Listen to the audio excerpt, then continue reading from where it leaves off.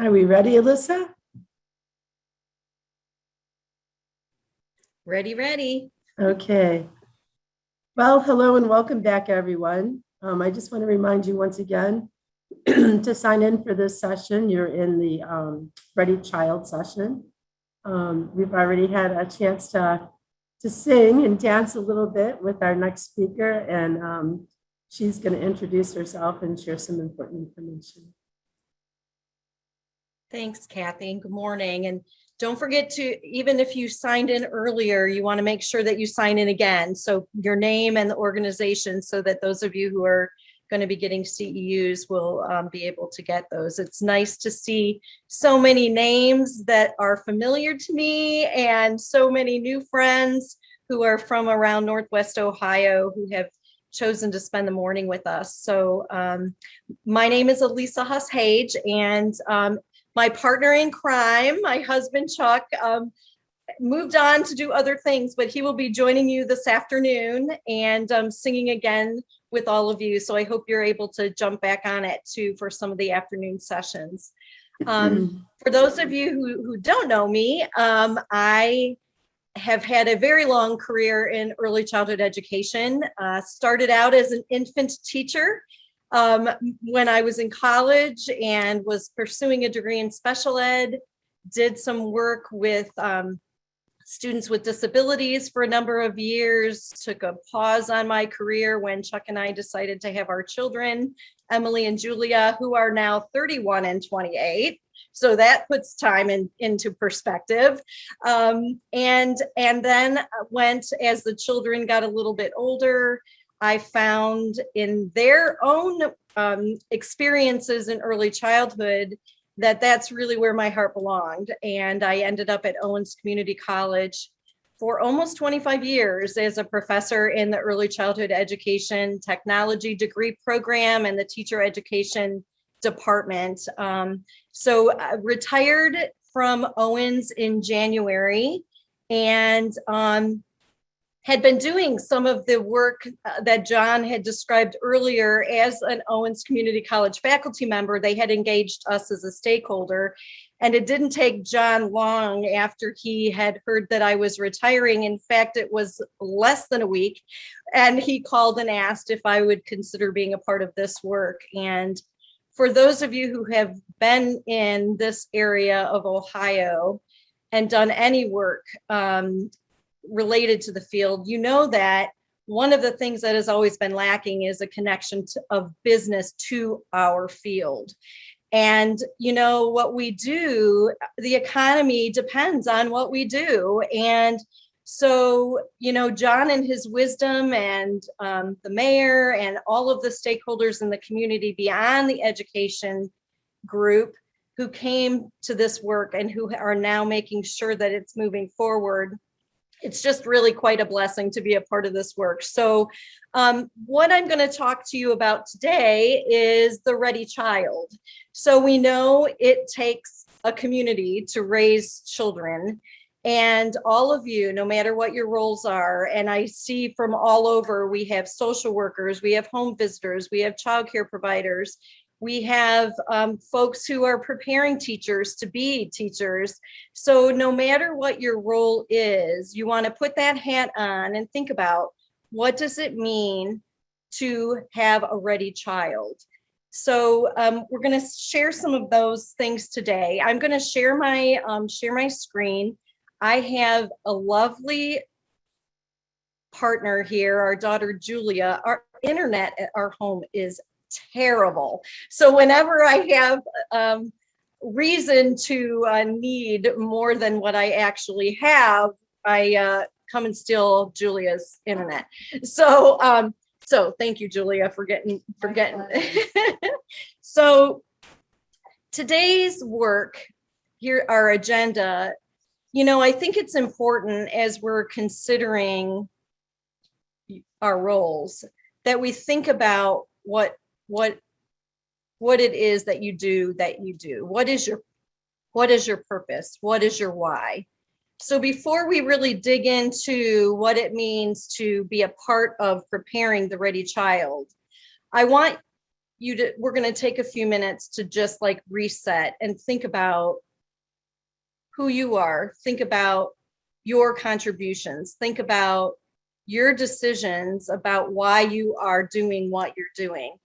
You know, I think it's important. We get so wrapped up in our day-to-day that sometimes we forget about that. We forget about our why. So we'll take a minute to kind of reset.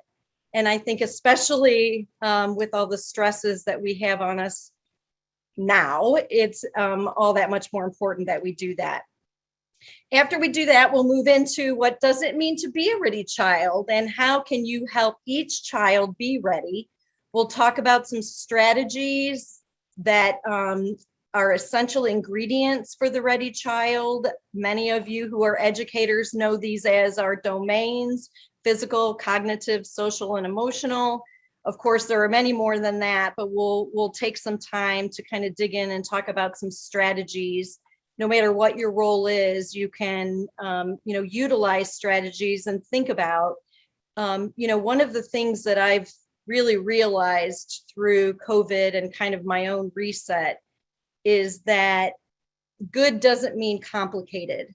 I think we have a lot of innovation and simplicity, and sometimes strategies for working with children and families can be much more simple than we create them to be. So maybe in our discussion, we can kind of think about getting back to the basics and what are some of the essentials and simplicities of life that we can bring into the work that we do with children and families. And then I'm going to leave you with some resources, because I think we all, even though you might have touch with resources, sometimes we forget where important resources can be found. So I want to be sure to share some resources with you. So as I was saying, what we're going to need first is just a scrap paper and a pen or pencil. And I just want to take a minute for us to think about who you are. So this is called a paseo exercise. In Spanish, the word paseo means let's take a walk together. So close your eyes for a minute and just think about taking a walk. How often do we just do that with and for ourselves? Not as often as we should, I'm sure. So just be with yourself for a moment.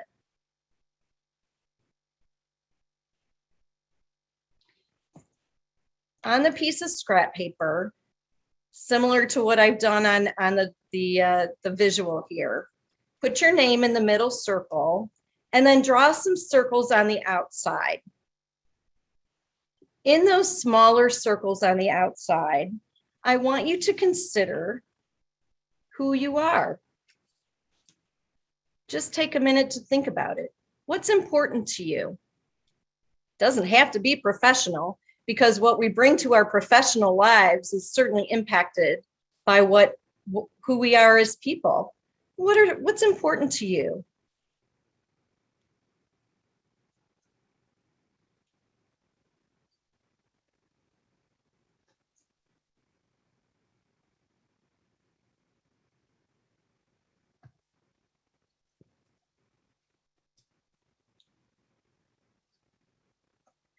So here's a little video that if you're struggling with that, or even if you just want to dig a little deeper into that thought process, here's a little video that will help you think about your why.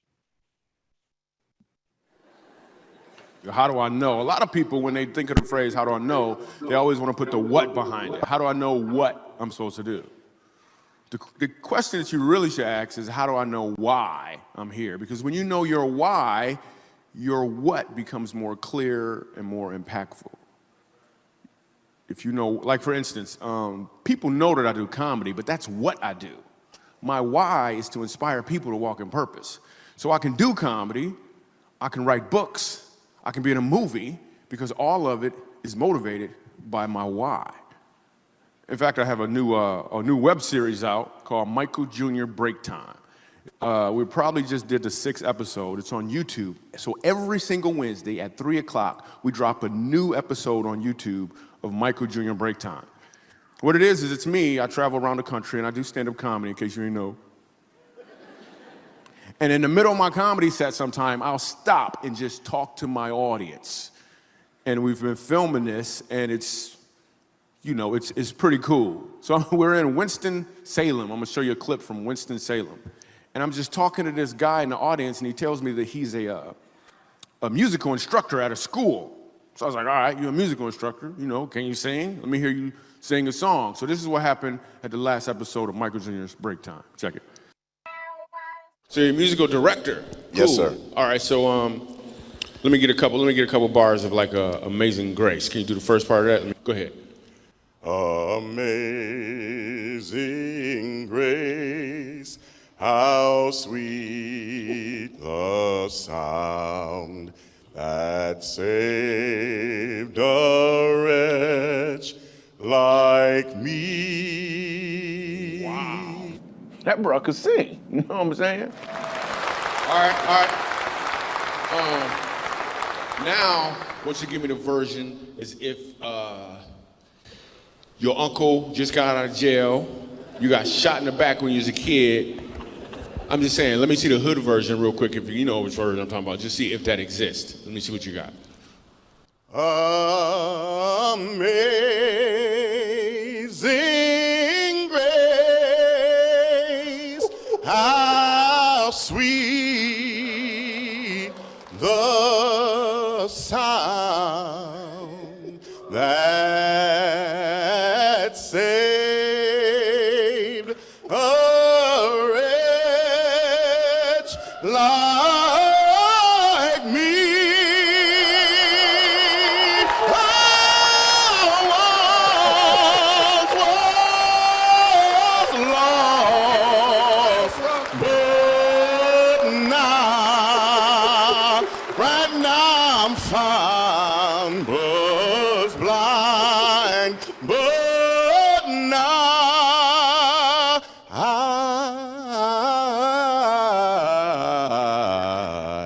I see. Let's go. Now.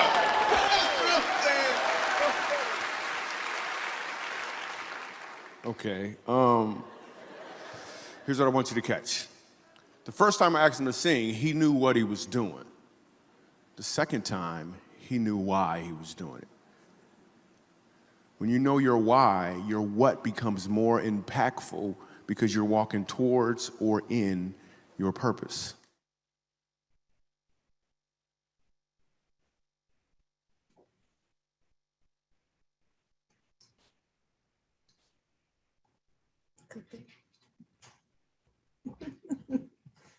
And now I need my tech vote.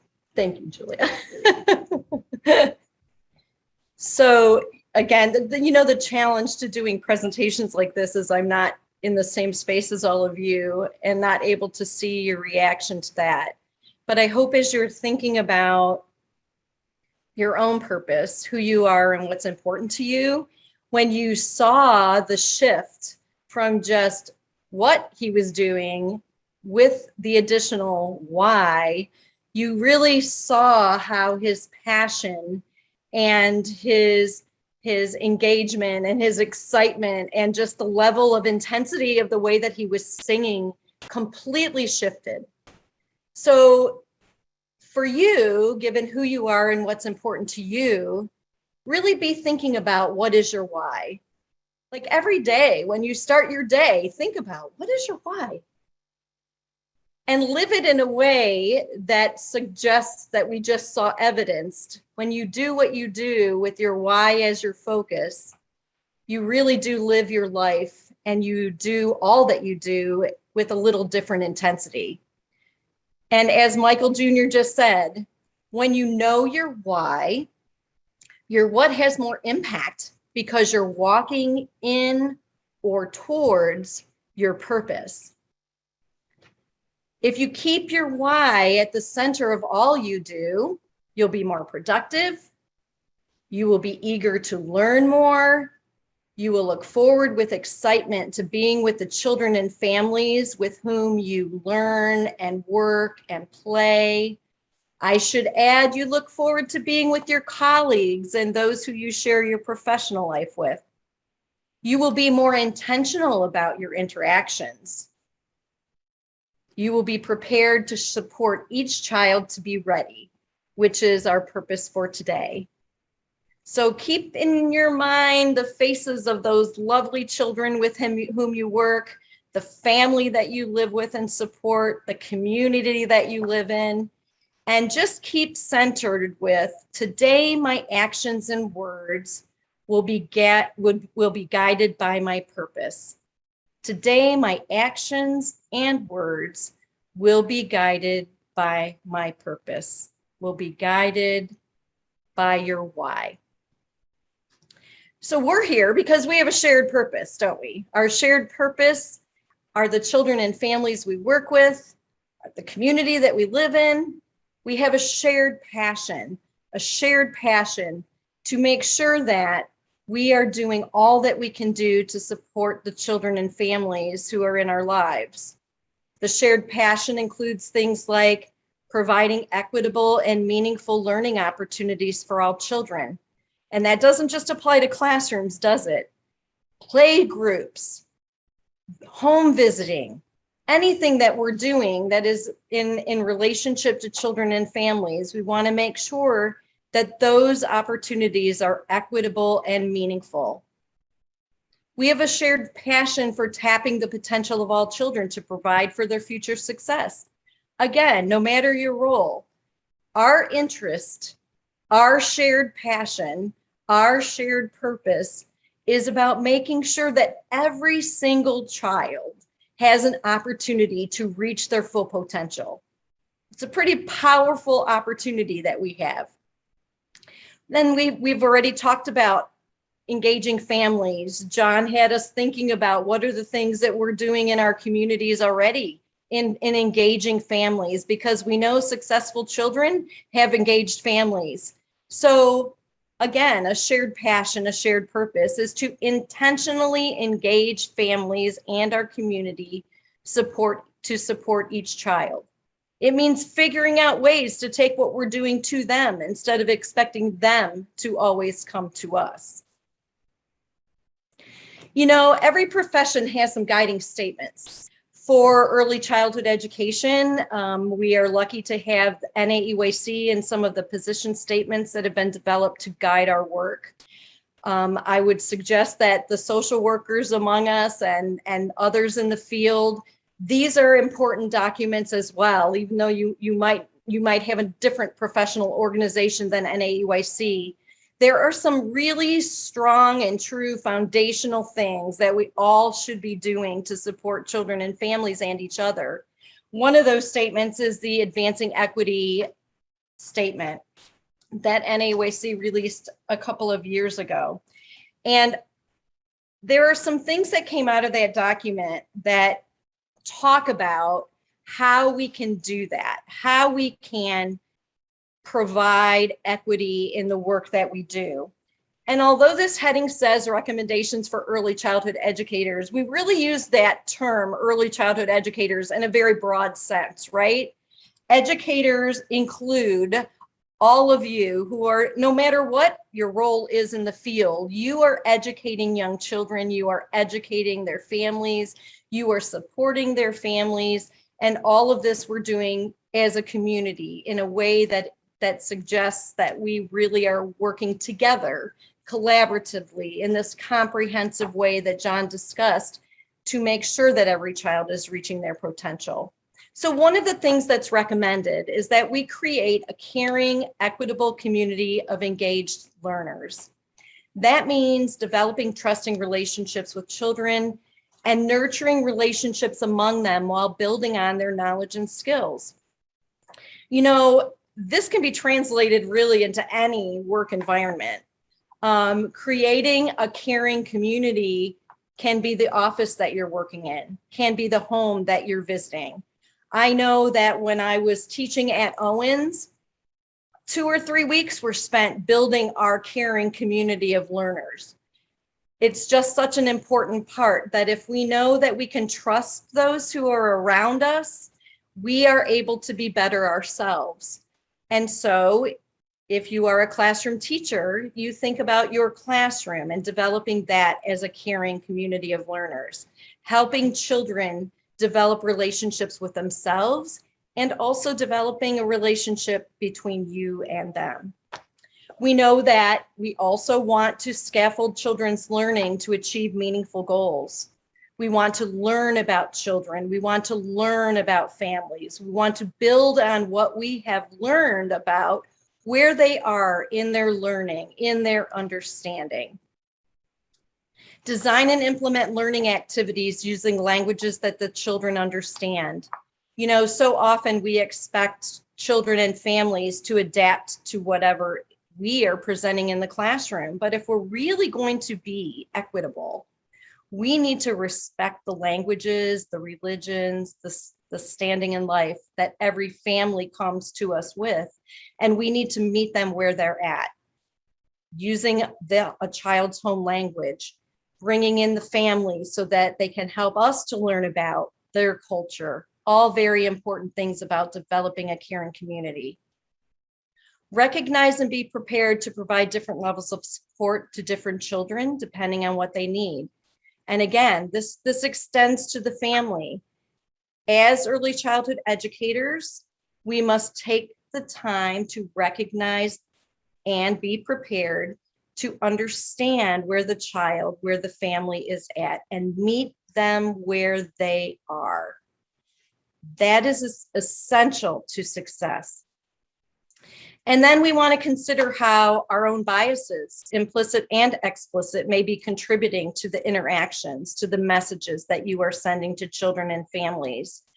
John in his keynote, and honestly, we did not talk about coordinating presentations, but they certainly are aligning very nicely. John gave us the link to the implicit bias survey. If you've not done that, I really highly recommend it, because you will learn something about yourself. And if you're not in touch with those implicit biases, you really can't be your best for children and families. So, you know, when we're going back and thinking about our why and reflecting on who we are, it can kind of be a part of that work that you're doing for yourself. One of the other foundational statements that really guides our work is the DAP statement. And you might notice in the upper right-hand corner, this is kind of hot off the presses, mid-COVID. The developmentally appropriate practice statement by NAOAC has been revised. Many of you who are in the teaching aspect of our field probably have used this from the start of your careers. This is a really, truly foundational document. I've heard it referred to as a teacher's Bible because it helps us to understand development. It helps us to understand what we should be doing to support children. And it helps us to understand that if we don't first take the time to observe and learn where children and families are at, we can't possibly support their learning, because as just stated, we have to meet them where they're at. So some recommendations for early childhood educators that come out of that particular document include creating a caring community of learners, which we just spent a little bit of time talking about, and really can't be overstated.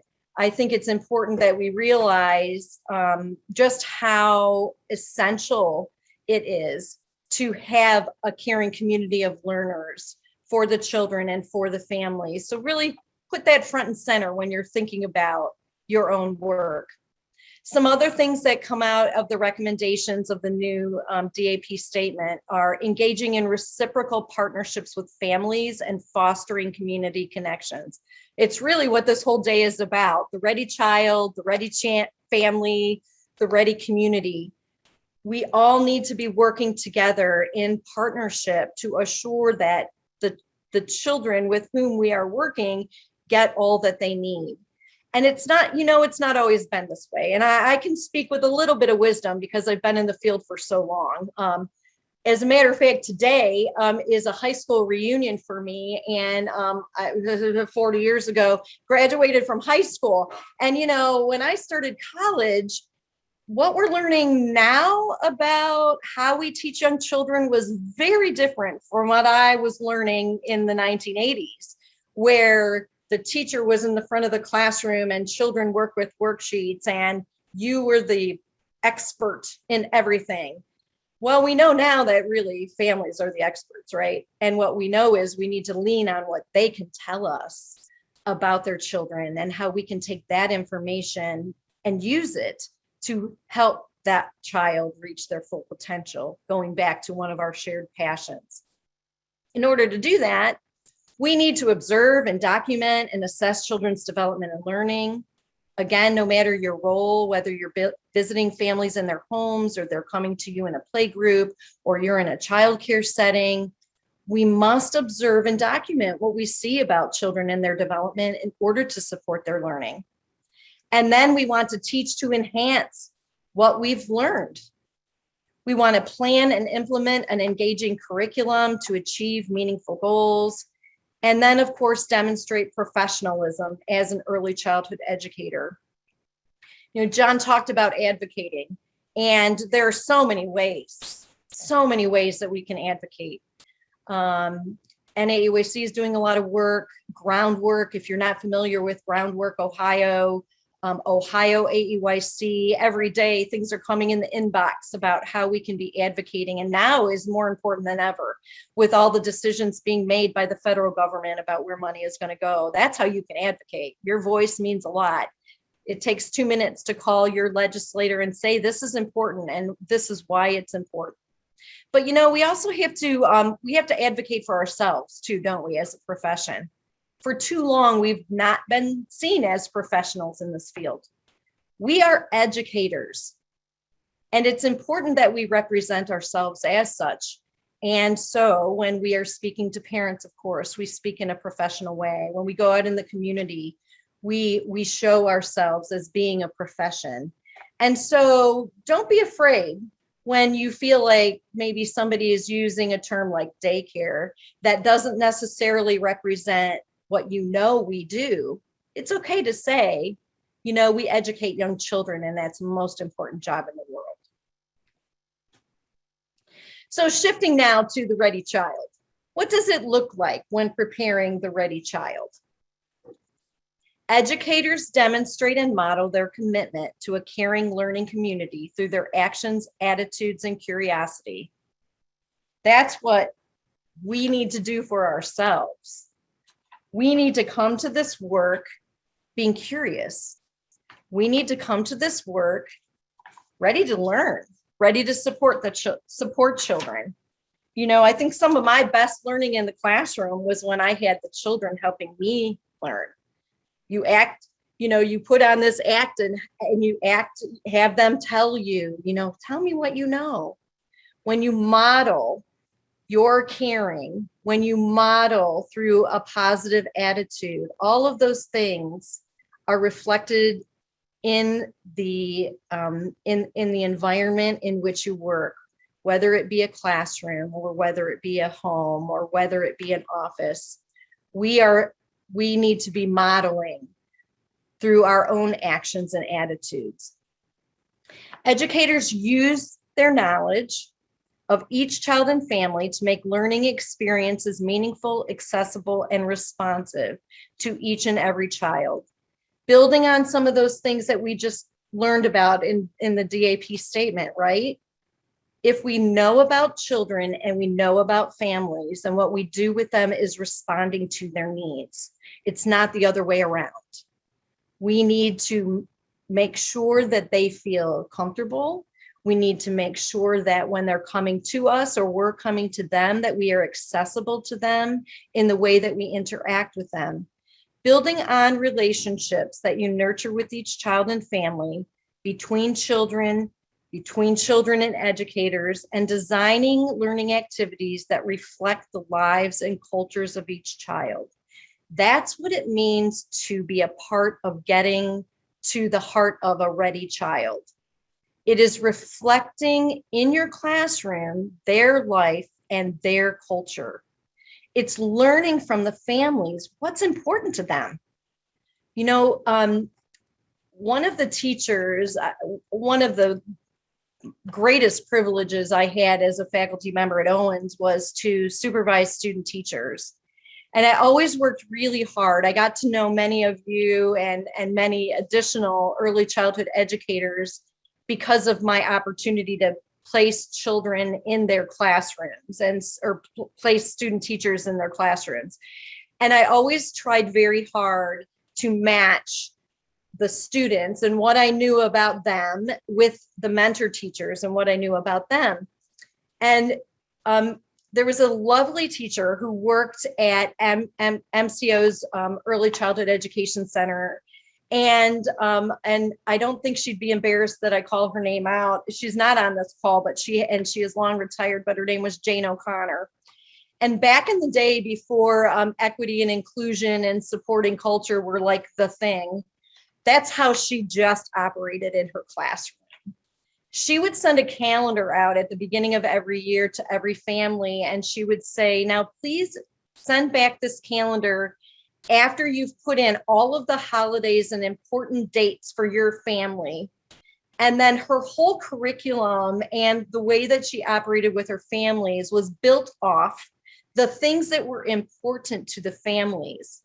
And so she would have the children and the families would come and celebrate certain holidays that were important to the families. There was one family once that I remember when I had a student teacher there, and the family invited the whole class to come and visit the mosque. And so the children were able to go and experience that culture and that very sacred place. And that's learning that children need so desperately, because what we know is what we're giving them in these early years is what's going to help them be equitable adults, right? Help them be accepting and kind and caring humans. And that's really what we need and what we want. Other things that what it looks like to be help get a child ready. Educators effectively implement a comprehensive curriculum so that each child attains individualized goals across domains and across all subject areas. In other words, the words that we've often used are the whole child.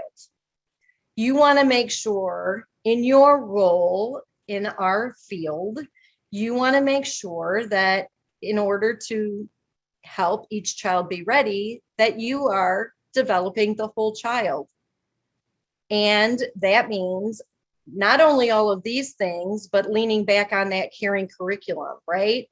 Caring community. You're helping kids feel supported, and you are filling them up so that they have the confidence to reach the potential that we're hoping them to reach, that we know that is there for them. So that also includes planning an environment and a schedule and daily activities that promote each child's development and learning. Whether, again, it be a classroom or a home or an office or a play group, we intentionally consider that environment. We intentionally consider the schedule, right? I mean, you all know, you're in the field too. You know how important a schedule is. The children need the predictability that a schedule gives them, and it allows them to have confidence in what's next. It gives them confidence in knowing that not only are they safe, but they're going to move to their next activity in a way that is, a smooth transition. And we're creating activities that are meaningful to them. Educators possess and build on an extensive repertoire of skills and teaching strategies. I got to say, I hope at the very top of that list is having fun. Because if you aren't loving what you're doing, that comes across in the classroom. So being curious, being inquisitive, getting in there with the children and rolling up your sleeves is such an important part of helping each child be ready. Not being afraid when the kids have the beauty shop that they're putting barrettes in your hair, because that's helping children learn. When you're engaged and your teaching strategies include having fun with the children. You know how and when to scaffold children's learning. You know how and when to strategically use various learning formats and contexts, right? When it's right to do large group or small group. When it's good to have open-ended play or teacher-directed, although I really lean heavily on open-ended play, as most of you who know anything about me know. We want children to be exploring and learning through play. And there's some really interesting ways to think about play that if you've not gone to the NAOAC website yet and gotten the new DAP statement, they're really trying to reset the value of play as a context for learning. So I hope you take some time. If you need a little tune up in that area, I hope you take some time to read about that and think about that. It's also important that we differentiate instructional approaches to match each child's interests, knowledge, and skills, right? When we know when we are giving children things that they're interested in, it really helps us to provide the foundation for learning. So, be thinking about that. So more specifically, what does it mean to be a ready child, and how can you help each child be ready? We don't always think about school readiness, and the fact that what we're doing every day is really about school readiness. So one of our main objectives in Hope Toledo is to really focus on the 4-year-olds, because we want to make sure that those 4-year-olds are ready for kindergarten. Again, showing my age, nobody went to preschool when I was a child. Kindergarten was what you would do to prepare for school. And thank goodness, research and the evolution of education shows that really the value of learning is far before kindergarten. And, gosh, it will be lovely when we get to the day where we're talking infant teachers and toddler teachers and preschool teachers, and all of us in this sector are really doing all of the work that's necessary for school readiness.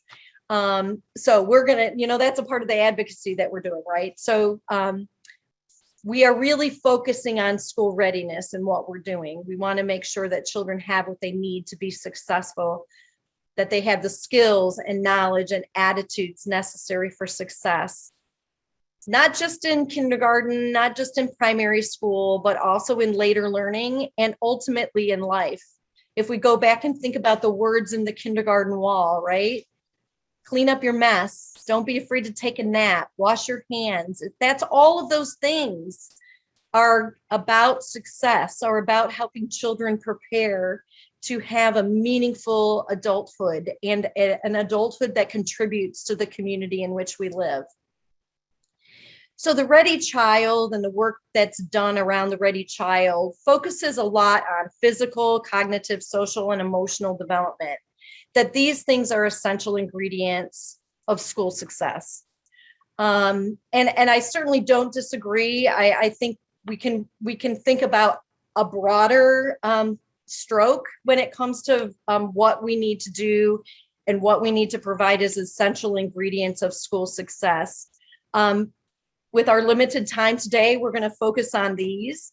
And so the next little section, I'm going to ask that you are prepared in your chats. And as we talk about each of these different areas of development, I want us to be thinking about effective strategies that you're already using, because what we know is we can learn so much from each other. And as I was saying earlier, I think innovation is in simplicity. It's sometimes just providing opportunities to share. It's sometimes just inviting a parent in for a few minutes just to check in on them and see how they are. It doesn't need to be a big old complicated thing. It's just effective strategies can sometimes be just simple strategies. So let's talk a little bit about that. So initially I had these slides in order of how they were presented in the content around the Ready Child. And I shifted the slides this morning because I've come to realize that, cognitive development and physical development and a lot of those areas that we focus on with curriculum, like outlined curriculum, none of those things really mean anything if we're not in touch with the emotional and social side of children. Again, showing my age, back in the day when the Ohio early learning standards were initially developed, they didn't even include emotional social standards. And many of us just went, how can that be? Because all of those other areas mean nothing if we aren't attentive to the emotional and the social needs of children. So in the chat box, if you would just take a moment and share an effective or innovative approach that you use to support the emotional development of the children, and I will also say families, with whom you learn, work, and play.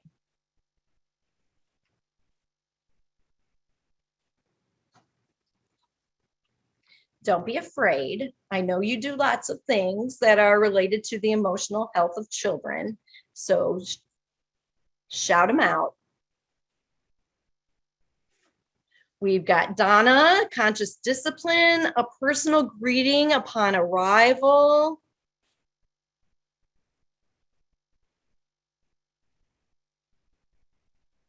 ASQ screenings for all. DECA, second step social emotional curriculum. Take time to understand the home environment, the family history and dynamics.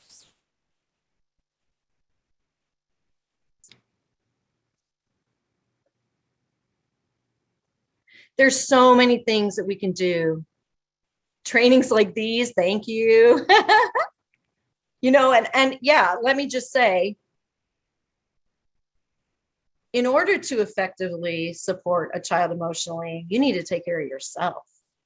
So back to the Paseo exercise, right? Like, let's think about and make sure that we're taking that time for ourselves. Talk to the family, home visits, understanding the family's lifestyle, getting to know the family better. All of those things are so important to help children develop their emotions. You know, one of the things when I used to teach the positive guidance class at Owens, one of the things that we practice empathy. Yes. One of the things that we used to talk a lot about were the words that go with emotions, right? Young children don't know the words.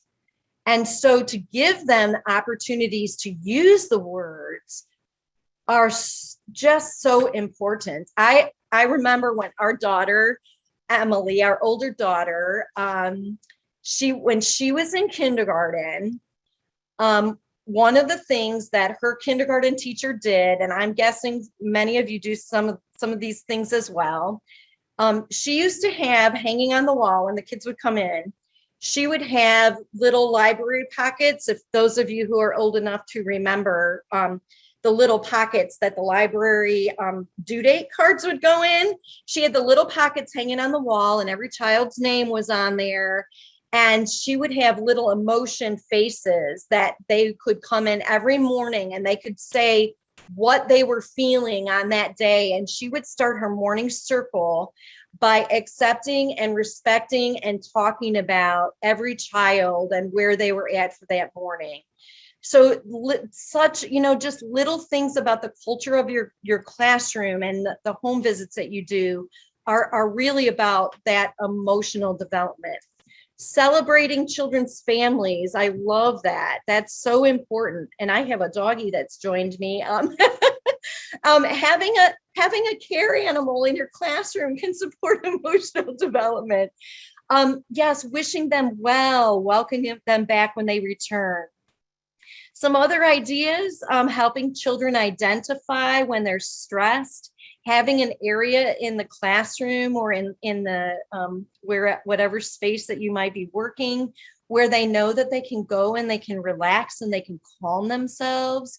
Giving children the example of when we need to calm, right? Like, it's okay to be human in front of children. It's okay for you to really make sure that you are in touch with your own emotions and you set the children with that, that's fine. Introduce the idea of taking 3 deep breaths as a calming technique.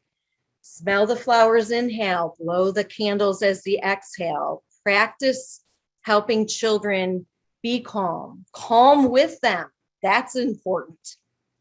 And sometimes, we know John mentioned ACEs and some of the traumas that children are experiencing. And we know that the social emotional aspect of children and their learning has been really impacted.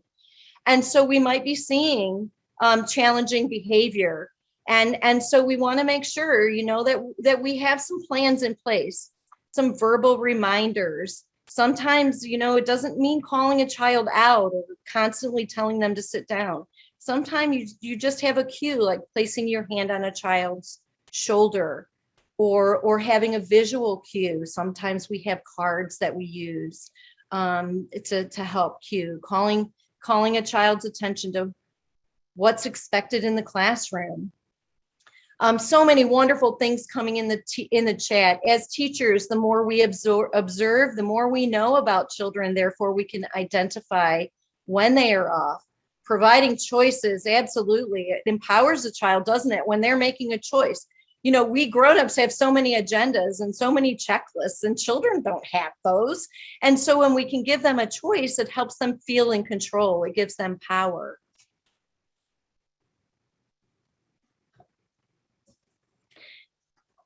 So sometimes we have classroom, I like to call them guidelines instead of rules. Rules is just kind of a word that reeks of discipline to me. And I like to, with the community of learners, I like to think more about guidelines, simple, positive words. Instead of always telling kids what not to do, let's give them opportunities of what they can do. Keep your hands to yourself. Are your feet safe? Are your eyes watching? Are your ears listening? Using words in a positive frame instead of a negative frame can make such a difference.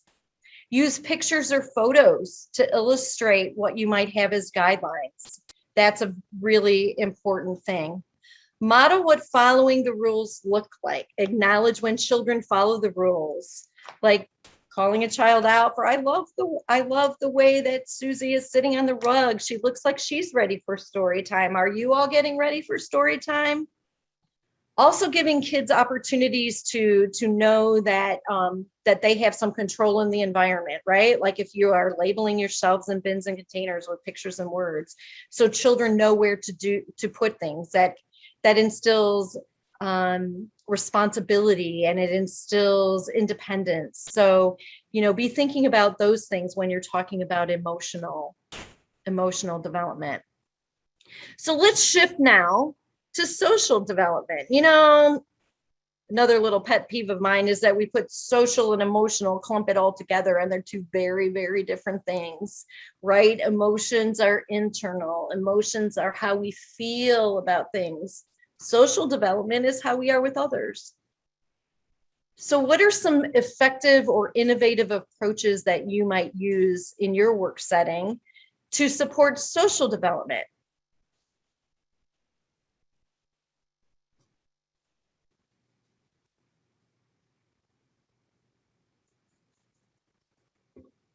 How do you help kids be with each other?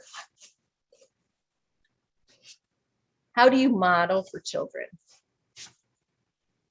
I've included some examples here of some social development, social stories, yes, and visuals.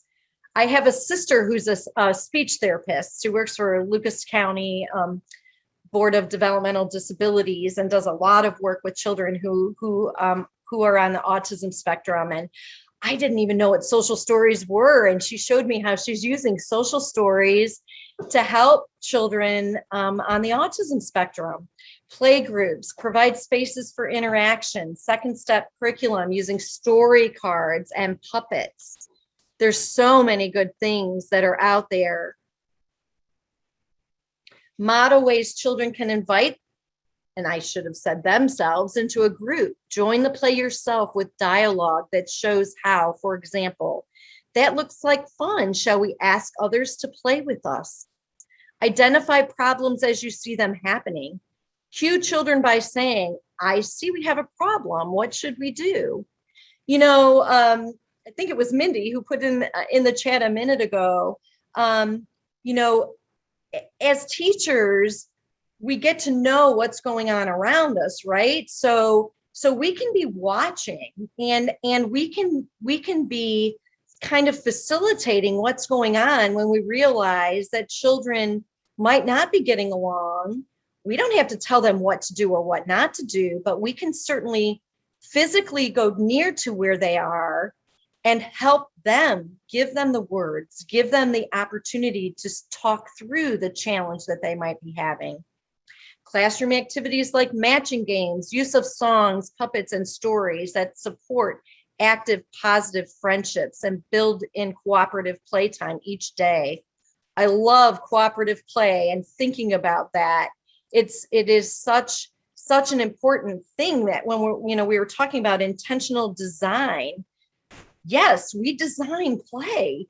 We are creating a learning environment when we're setting up our classroom or our visits to homes. Kathy just put in, I'm a new caregiver of tween teen girls who missed out on a lot of these foundational tasks. And she, with her teenagers, visit health fairs and festivals and events to help facilitate children's activities. That's a lovely social development aspect, right? Social development doesn't stop when we're 5. We in fact know many adults who still need some help in the social development area, don't we? Using puppets and persona dolls, creating laminated books showing illustrated solutions to problems such as trading or taking turns or playing together. And then, have those books in the environment so kids can go to them and you can use them as a resource. After modeling positive behaviors, ask children to help you make a list of some things they can do when difficulties happen in the environment. Man, that puts them right in that empowerment seat, doesn't it? After we have a conflict, we talk about how did we resolve that, and we help kids then document that. Even though they might not be able to write the words, we know darn well kids can document, right? So then they document how they work through that challenge, and then we have that for a later reference. Create a friendship can that includes popsicle sticks that each child's name or photo, draw sticks to pair children and do a friendship can. I would like to suggest we should be doing more for each other in those ways too, as caregivers, as teachers, as home visitors, as social workers, things that establish friendship amongst us. Last week, with COVID and all of the things that we're all feeling so challenged by, I had the pleasure of attending a directors network. If any of you are directors and you're not in the directors network yet, reach out to me and I'll make sure that I connect you with Belinda Costin and Sherry Roush. And she had a group of directors that wanted to meet additionally to talk about some of the challenges that they're feeling with COVID. And, we ended up going and having a lot of discussion around the support of the teachers. If you don't have healthy teachers, social development for children isn't going to happen because teachers can't be fully present. And they were talking about one of the childcare centers had sent lunch to the other childcare center. And I thought, what a generous, kind, social, just such a kind thing gesture for them to do that. And, it's those kinds of things that we need to be doing for each other, and we can be encouraging in our own workplaces. So continue to think about things like that. And just know, that it is the social and the emotional aspects, those two things that we really need to be focused on, that those are the foundational aspects of development that we really can't do a lot of the other things well if we're not in tune with children's physical and emotional health. And it's even more so now, given what is going on in the world and the challenges that families and communities have. So let's talk about physical development. I jumped ahead a little bit there. So what are some things, now we're going to talk about some of the fun. What are some of the fun physical things that you might do in the classroom that help kids work and play and learn? I'll put up some ideas here. Dance and sing, yay, thanks, Kathy. Yep. You can imagine that is one of our favorite things to do in a classroom. My observation teacher does circle time songs and movement. Hi, Bailey. It's nice to see your name. Oh my goodness. Yes. Circle time songs and movement, physical development is so important, right? Because we know that physical moving is what really gets the brain going, right? Brain breaks. That's what that's about, is about giving kids opportunities to move and to really be actively engaged, because we know that that better helps them when it's time to focus on learning. Obstacle courses, yes, Stephanie, Miranda, Play-Doh and slime, fine motor, gross motor, anything with movement, scarves and bean bags and messy, safe fun. All of those things are just like essential physical development. Chuck is particularly good at this aspect when he does workshops that involve music and movement. He has all the teachers in his session around with the scarves, and he puts on all kinds of music. Like you can put on the Flight of the Bumblebee, or you can put on, dueling pianos. You can bring in, jazz. And so, there's just so many things that we can do. Shaving cream, yes, that's a great idea. All of these ideas are just really, really essential to physical development. I am recognizing the time. So we're going to make sure that you have this the PowerPoint, so that you can look at these ideas. Physical health and safety. Absolutely. If kids don't feel safe and they aren't healthy, if they're not getting good food, it really doesn't matter what activities we provide, because all of those things contribute to the child's overall well-being. Cognitive development is the one we mostly focus on, right? Like cognitive development is where we spend an awful lot of time in our day, because we think that that's where we're supposed to be. We want to make sure kids, there's pressure sometimes from society and from parents. I want my child to read. And what we know is all these other things we're doing is getting them to that point, right? We can have meaningful things going on in our classrooms that support and develop children's cognition in just the simplest of ways. You can have out exploration materials and science things, and you can have math things in a water table, and all of those things are cognitive development. So just real quick, maybe add one of your favorite things that you do that builds children's cognition. Some fun things, offering new materials that bring challenges, providing materials that children, just to be successful.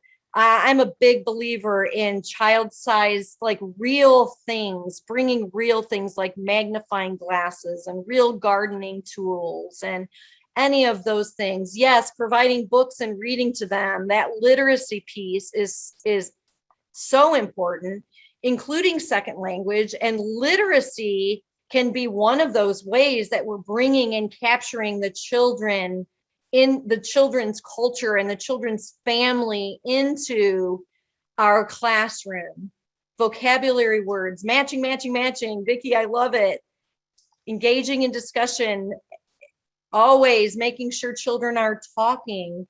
Cheryl talks about Matman learning, absolutely, without tears, memory games, so many good things to talk about when we're talking about preparing the ready child. Cognitive development is how a lot of the measurement that we do with the curriculums that we're using. But, it's in these informal ways that we're developing children's cognition that really helps us to move into that place where we are preparing the whole child, the ready child.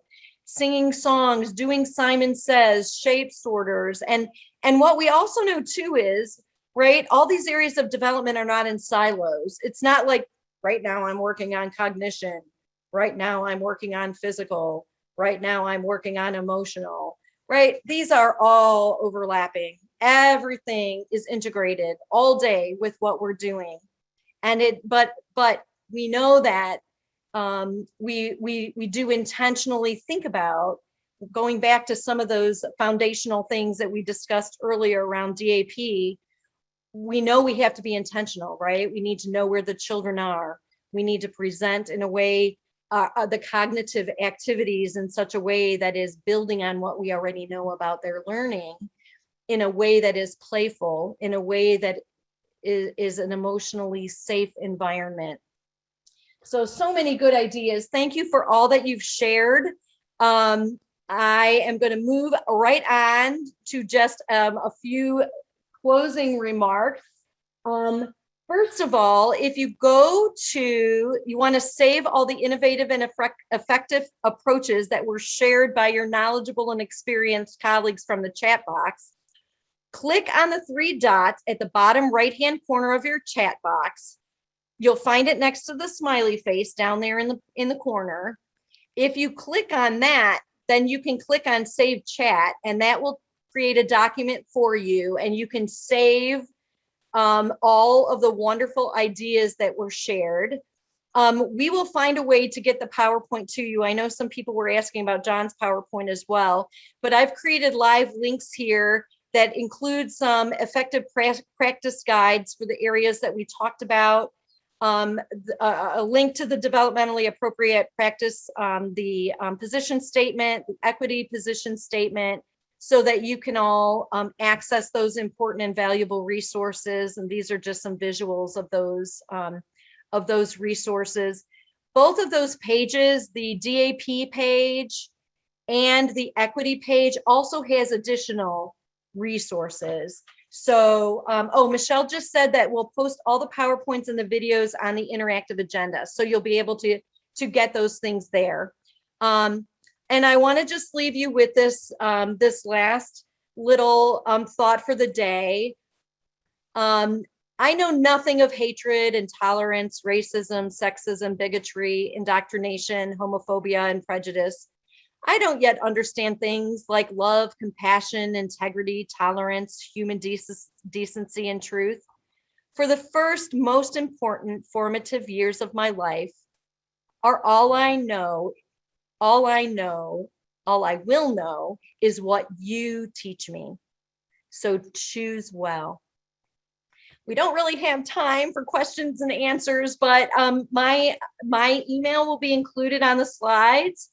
And I am very happy to engage with any of you and answer questions and just chit chat if you have a need. I would love to be able to be a support for you right now, given all that that we're dealing with.